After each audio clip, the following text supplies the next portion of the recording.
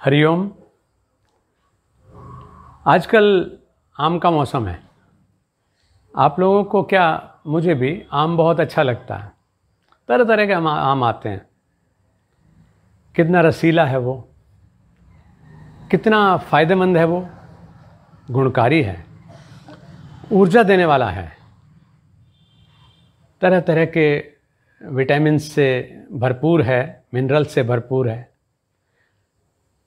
और हम चाहते हैं कि एक बार आम आ जाए पका हुआ तो वो अधिक से अधिक समय तक हम उसको रख सकें ताकि उसका अधिक से अधिक फ़ायदा हम उठा सकें।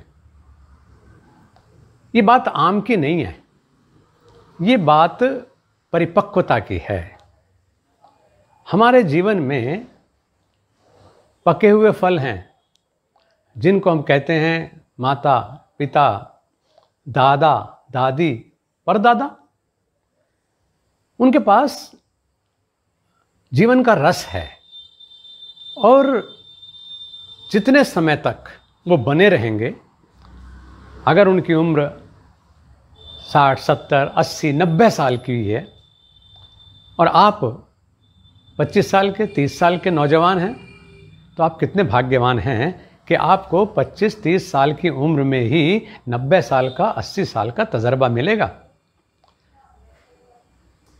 उनको अधिक से अधिक समय तक हमें स्वस्थ रखना है, खिला हुआ रखना है और सुरक्षित रखना है।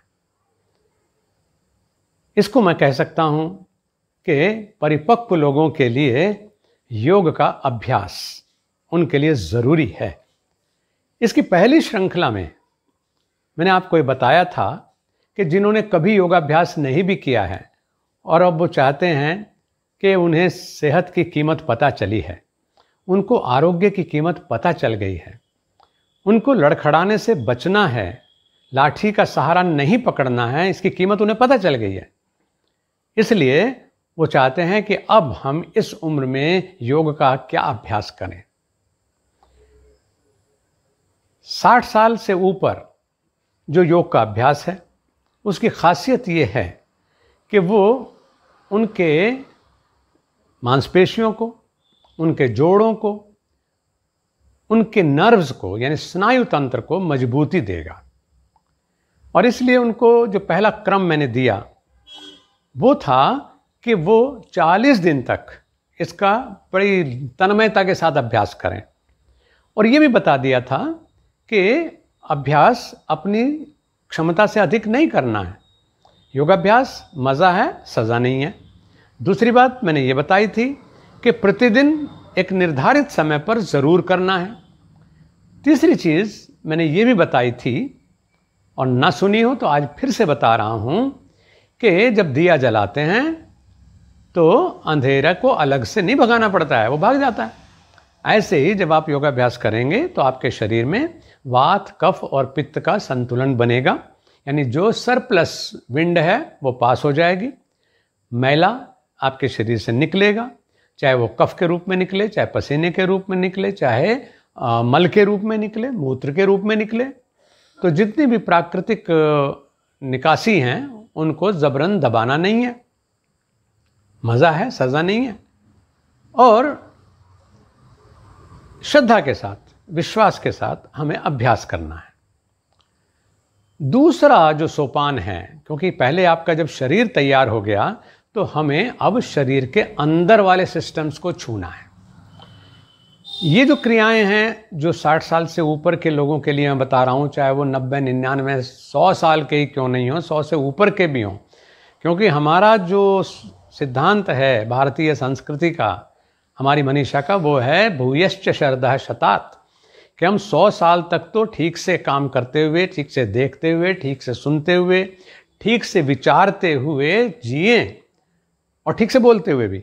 लेकिन हम 100 साल से अधिक भी जिएं तो ऐसे ही जिएं, हम उपयोगी बने रहें।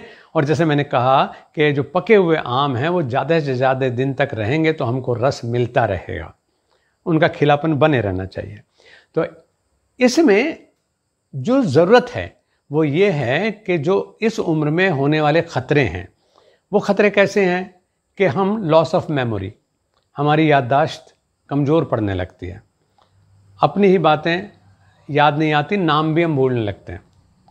इसके साथ लॉस ऑफ बैलेंस, कि हम शरीर का संतुलन खोने लगते हैं। कहाँ तो हम 9 इंच की दीवार पर भी दौड़ते हुए चले जाते थे, कहाँ अब हम सीढ़ी से उतरते हुए भी सोचते हैं कि कहीं लड़खड़ा के गिर ना जाऊं, बैलेंस ना बिगड़ जाए। और तीसरी चीज़ है कि हमारा जो सृजनात्मक बुद्धि है, जो विजडम है, वो लेवल भी घटना नहीं चाहिए। यानी हमारे जो ब्रेन के टिश्यूज़ हैं और माइंड की पावर्स हैं, उन दोनों का संतुलन बने रहना चाहिए। तो जैसे जैसे उम्र बढ़ती है तैसे तैसे हमारे टिश्यूज़, क्योंकि शरीर का हर हिस्सा, चाहे वो मांसपेशी है, चाहे वो हमारे त्वचा है, और चाहे वो हड्डियाँ हैं, हर चीज़ जो है वो छोटे छोटे से टिश्यूज़ से मिलकर के बनी है, तंतुओं से। जैसे आपका कपड़ा जो है छोटे छोटे तंतुओं से मिलकर बनता है, लेकिन इसमें भी कुछ समय बाद सुराख होने शुरू हो जाते हैं और उसके रिपेयर की ज़रूरत पड़ती है। मनुष्य के शरीर में जब रिपेयर की नौबत आती है, यानी उस समय होता क्या है कि टिश्यूज़ टूटते तो रहते हैं, लेकिन अधिक श्रम क्योंकि आप नहीं करते, अधिक अच्छा पाचन भी आपका नहीं रह जाता, इसलिए उन टिश्यूज़ की रिकवरी कम होती है। यानी टिश्यूज़ जो हैं जल्दी से उतने अच्छे रिकवर नहीं होते जितने बचपन में या जवानी में हो जाते हैं। उसकी वजह से हमारा शरीर में क्षरण शुरू हो जाता है, क्षय शुरू हो जाता है, यानी बिल्डिंग गिरनी शुरू हो जाती है। मैं नहीं कहता कि योगाभ्यास करने वाला व्यक्ति का शरीर हमेशा जवान बना रहेगा, लेकिन हाँ, ऊर्जावान बना रहेगा, उपयोगी बना रहेगा, निरोग बना रहेगा। और देखो भाई, मरण तो रोगी का भी होता है और मरण योगी का भी होता है। उनको योग करते करते जीना भी आ जाएगा और मरना आ जाएगा, और चाहिए क्या हमको इसके सिवा। अब हम अपनी खोपड़ी को ही ले लें, यानी खोपड़ी में देखने से तो ये खोपड़ी है, लेकिन इसके अंदर हमारे जो मस्तिष्क है उसके आगे पीछे की तरफ से देखें तो 3 हिस्से हैं, और दाएं बाएं से देखें तो 2 हिस्से अलग हैं। यानी और वो तीनों जो हिस्से हैं उनकी अलग अलग भूमिका है। अगर कोई सा भी हिस्सा कमज़ोर पड़ता है तो उस भूमिका में कमज़ोरी आती है। जो अगला हिस्सा है, बीच का हिस्सा है और पिछला हिस्सा है, मतलब ये तीनों हिस्से स्मरण शक्ति को प्रभावित करते हैं, विचार शक्ति को, बुद्धि शक्ति को प्रभावित करते हैं, और हमारा जो बॉडी बैलेंस है, संतुलन, उसको प्रभावित करते हैं, जिसको विज्ञान की भाषा में प्रमस्तिष्क, अनुमस्तिष्क और मेड्यूला कह देते हैं। यानी प्रमस्तिष्क आगे वाला भाग है, जो अनुमस्तिष्क है वो मध्य वाला भाग है, और जो मेड्यूला है वो पीछे वाला भाग है। तो इन तीनों को ठीक से, क्योंकि अगर इनके टिश्यूज़ फ्रेश बने रहेंगे, यानी जैसे टिश्यूज़ टूटते हैं तो हाथों हाथ रिकवरी जैसे बच्चों की होती है, जवानों की होती है, ऐसे ही अगर हम व्यायाम उचित देते हैं अंदरूनी सिस्टम को, तो ये वाली जो भूमिका है हमारी स्मरण शक्ति की, हमारी बुद्धि शक्ति की और हमारे संतुलन की, वो बनी रहती है। हम बड़ी उम्र में भी बिल्कुल उसी प्रकार से सही और चेतन रह सकते हैं, ताज़ा दिमाग जिसको हम कहते हैं, वो रह सकते हैं। तो इसके लिए कुछ एक्सरसाइज ये कहलाती हैं अंतः पुष्टि क्रियाएँ। अंतः पुष्टि क्रिया का मतलब है कि हमारे भीतर के जो अंग हैं, क्योंकि खोपड़ी तो बाहर से हड्डी वाली एक दिखाई दे रही है, इसके ऊपर बाल उगे हुए हैं, या किसी ने बाल काटे हुए हैं, या किसी ने पगड़ी बांधी हुई है, कुछ भी है, लेकिन उसके जो अंदर है वो है हमारा ब्रेन, यानी हमारा मस्तिष्क।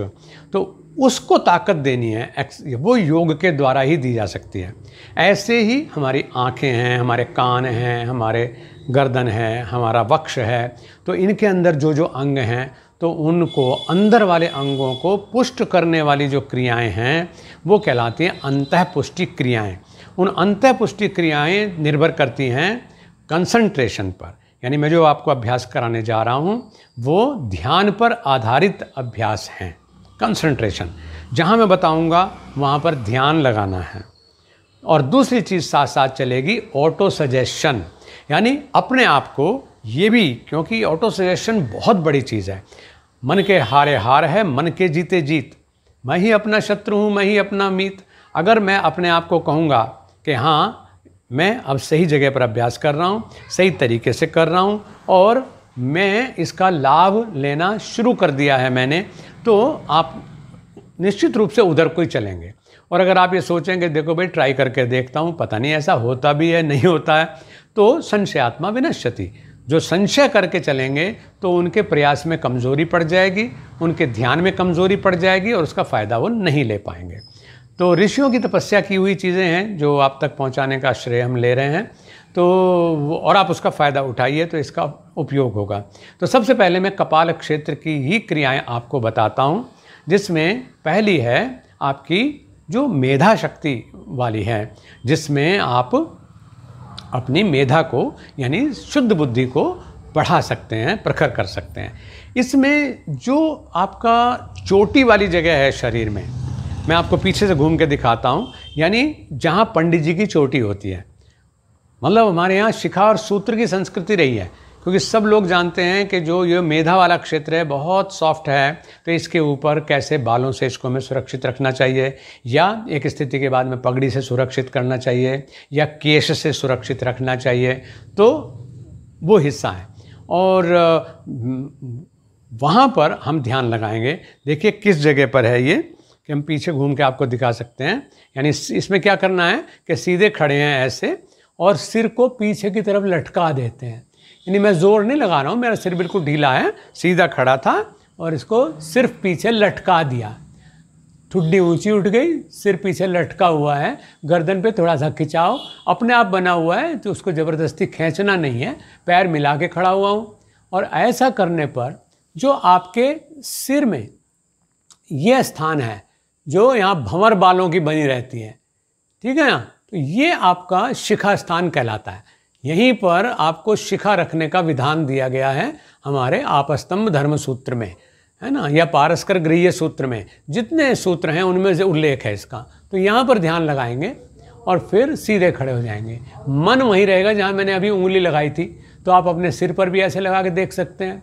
और ऐसी स्थिति ले करके फिर हमें क्या करना है कि गहरा सांस लेना है, और गहरा सांस लेते हुए उसका जो दबाव है वो पूरा इस क्षेत्र में अनुभव करना है। और धीरे धीरे वो इतना ध्यान बढ़ जाएगा आपका कि बजाय इस क्षेत्र के वो बिल्कुल इस क्षेत्र में आ जाएगा।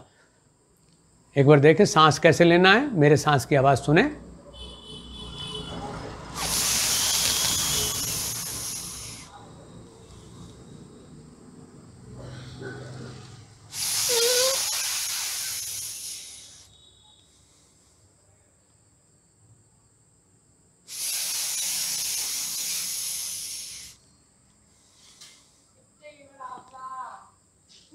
तीन से पाँच बार तक सांस लीजिए, फिर सिर को ढीला छोड़ दीजिए और पैर भी खोल दीजिए, हाथों को आगे बांध लीजिए।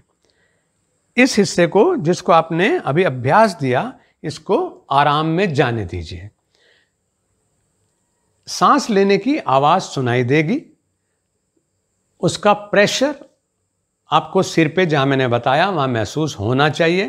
पहले दिन नहीं होगा, क्योंकि पहले दिन तो ध्यान ही लगना मुश्किल हो जाता है, लेकिन शनै शनै करत करत अभ्यास के जड़मति होत सुजान, और आप तो बुद्धिमान हैं, आपको जड़मति थोड़े ही हैं, तो ठीक हो जाता है। तो इसका अभ्यास इस तरह से करेंगे। 3 से 5 श्वास पर्याप्त होते हैं। श्वास लेने में पूरा प्रेशर लगाना है और फिर आराम से सांस छूट जाने देना है। जैसे एक गिलास में आप पानी ले लेते हैं ना, या गर्म दूध हो तो उसमें भी आप फूंक मारते हैं। पानी में चाहे फूंक मारें, चाहे गिलास वाला जो जल है दूध उसमें मारें। जब आप फूंक मारते हैं तो फूंक के दबाव से, यानी वायु के दबाव से, वायु के प्रेशर से वहाँ पर एक भंवर बन जाती है, गहरा गड्ढा बन जाता है। और जब आप फूंक अपनी बंद कर देते हैं तो वो फिर से समतल हो जाता है, और जो फूंक मारने से लहर बनी थी वो समतल हो जाती है। तालाब में देखिए, वहाँ पर एक कंकड़ मारिए, तो कंकड़ मारेंगे तो शांत तालाब में गड्ढा बन जाता है, और फिर जब आप देखते हैं उसको शांत होकर के, तो वो फिर लहर बन जाती है और लहर बाहर तक फैल जाती है। ऐसे ही जब आप प्राणवायु का आघात अपनी खोपड़ी के इस हिस्से पर देते हैं, सांस नाक से जाएगा, सीधा वहीं पर टक्कर देगा और वहाँ पर जो उसकी प्रेशर से क्रिएट होने वाली वेव है, तरंग है, वो आपके मसल्स को एक्टिवेट करेगी, आपके टिश्यूज़ को एक्टिवेट करेगी और आपका जो ये पर्टिकुलर हिस्सा है मेधा वाला, इसको दोबारा से शक्ति संपन्न होने का, रिपेयर होने का मौका मिलेगा। ऐसे करके फिर ज़रा सा रेस्ट करिए, 5 से 10 सांस केवल करना। इसके बाद हम दूसरा स्टेप फिर लेते हैं। ये है खोपड़ी के अगले हिस्से के लिए। आपका सिर का जो सबसे ऊंचा स्थान है ना, सबसे ऊंचा स्थान, तो ये इसको मतलब तालू वाला स्थान कह देते हैं। ये वो हड्डी है जो सबसे अंत में बनती है मनुष्य के शरीर में। पूरा शरीर बन जाएगा, स्केलेटन बन जाएगा। बच्चा जब जन्म भी ले लेता है तो आप देखते हैं कि ये जो हिस्सा है, कहते हैं ना, इसका काग जो है हिलता हुआ दिखाई दे रहा है। यहाँ पर पल्पिटेशन आँख से देख सकते हैं आप। तो धीरे धीरे ये हड्डी बनती है, तो बहुत टेंडर पार्ट होता है और इसको चोट बहुत जल्दी लगती है। तो इसलिए ये हिस्सा जो है, आप ये माने कि हमें इसको एक्सरसाइज अभ्यास कैसे देना है। तो इसके लिए हम फिर से पैरों को मिला लेते हैं दोबारा से, और जो सीधे खड़े हैं, सीधे खड़े होने के बाद सिर को थोड़ा सा नीचे झुकाना है। ठुड्डी को गर्दन के गड्ढे में नहीं लगानी है, सिर्फ थोड़ा सा नीचे झुकाना। तो आप कहेंगे थोड़ा सा कितना? तो इसका एक स्टैंडर्ड है कि इतना सिर को नीचे झुकाना है कि आप अपने पैर से अपने कद के बराबर दूरी पर नज़र लगा सकें। अभी तो मैं सामने देख रहा था, जब झुकूंगा तो मेरा कद 5.5 फीट है, तो 5.5 फीट की दूरी पर मेरी नज़र टिक जाएगी। तो ऐसा करने से क्या होगा कि जो मैं सांस लूँगा तो इसका सीधा जो प्रेशर है वो इस काग वाले क्षेत्र पर, यानी स्टैंडर्ड पार्ट के ऊपर जाएगा। तो यहाँ पर भी उसी तरह से जैसे पानी में फूंक मारने से दबाव बनता है, तो वैसा दबाव यहाँ पर बनेगा। और धीरे धीरे अभ्यास करते हुए वो दबाव का क्षेत्र जो है पूरे अगले हिस्से को, जो अपना प्रमस्तिष्क है, उसको अपने कवर में ले लेगा। इसमें देखिए कैसे करते हैं। सीधे खड़े हैं, पैर मिला लिए हैं, हथेली थाइज के बराबर में है। बहुत ध्यान से सीखिए, आराम से सीखिए। और सिर को थोड़ा सा ढीला लटका दिया, पैरों से अपनी हाइट के बराबर दूरी पर नज़र टिका ली। ध्यान ऊपर, जहाँ मैंने अभी हाथ लगा करके बताया, सिर के सबसे ऊंचे भाग पर, वहाँ पर रहेगा। और श्वास इसी प्रकार प्रेशर के साथ लेंगे।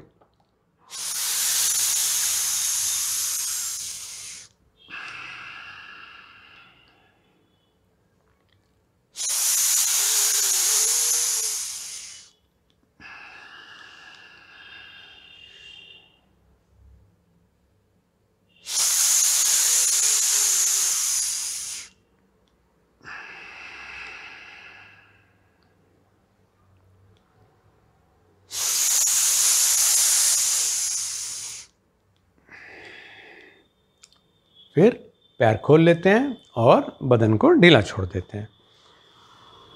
इसमें भी 3 से 5 श्वास तक, क्योंकि अधिक नहीं करना है, इतना पर्याप्त होता है जितना मैंने आपको बताया। जब आपका लंबा अभ्यास हो जाएगा, इन्हें हमें तो पेड़ थोड़ी गिनने हैं, हमें तो फल खाने हैं। तो हमें फ़ायदा अगर 5 श्वास लेने से होना शुरू हो गया है, तो हमें कोई ज़रूरी नहीं कि हम बहुत अधिक समय उसके ऊपर दें। जैसे जैसे अभ्यास बढ़ेगा तैसे तैसे, क्योंकि बुज़ुर्गों के पास बहुत समय होता है, तो उन्हें कई बार तो चिंता होती है हम समय काटें कैसे। अरे मैंने कहा यही तो मौका है। खूब योगाभ्यास करो, खूब ध्यान करो, खूब स्वाध्याय करो और खूब जाप करो, तो आप देखोगे कि आप और अधिक खिलते जा रहे हो। अब इसके बाद हम तीसरा स्टेप लेते हैं। तीसरे स्टेप के लिए फिर से पैर मिला लेते हैं और इसमें ठुड्डी को, गर्दन का जो एक गड्ढा है, इसमें हम टिका देते हैं। जिनको स्पॉन्डिलाइटिस हो, क्योंकि उम्र के साथ ऐसी प्रॉब्लम भी आ जाती हैं, लेकिन अगर आपने 40 दिन वो वाला अभ्यास किया है जो मैंने आपको इससे पहले एपिसोड में बताया था, तो आपको स्पॉन्डिलाइटिस की प्रॉब्लम नहीं रहेगी। तब तक आप बहुत अच्छे हो चुके होंगे।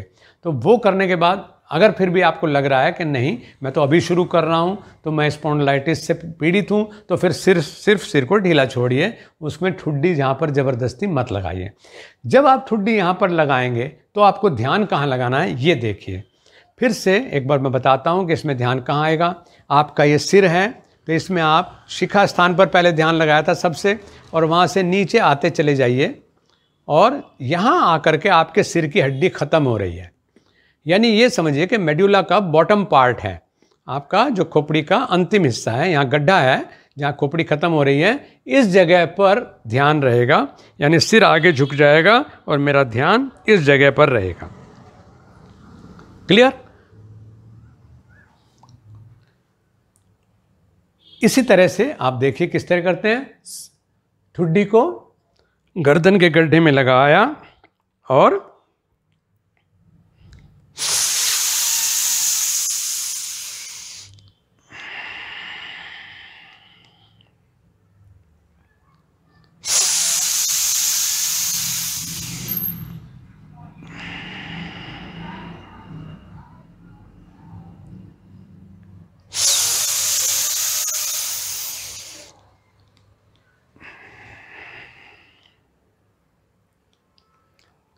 तीन से 5 सांस तक किया और फिर आराम में आ गए।